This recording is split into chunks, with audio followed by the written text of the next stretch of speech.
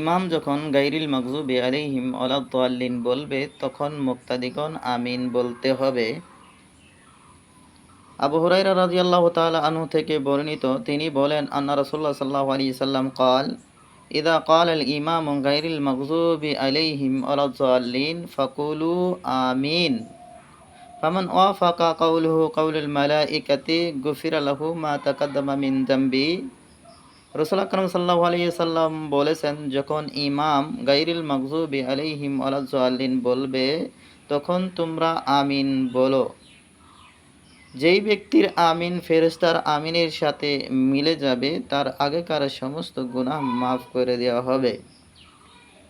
এই হাদিসের দ্বারা আমরা বুঝতে পারলাম যে যখন ইমাম গায়রিল মাগযুবি আলাইহিম ওয়ালাদ-দাল্লিন বলবে তখন মুক্তাদিগণ আমিন বলতে হবে।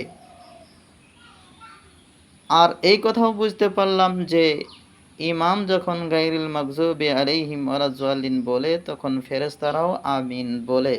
যেই ব্যক্তির আমিন আর ফেরেশতার আমিন মিলে যাবে তার আগেকার যত গুনাহ আছে সমস্ত গুনাহ মাফ করে দেওয়া হবে।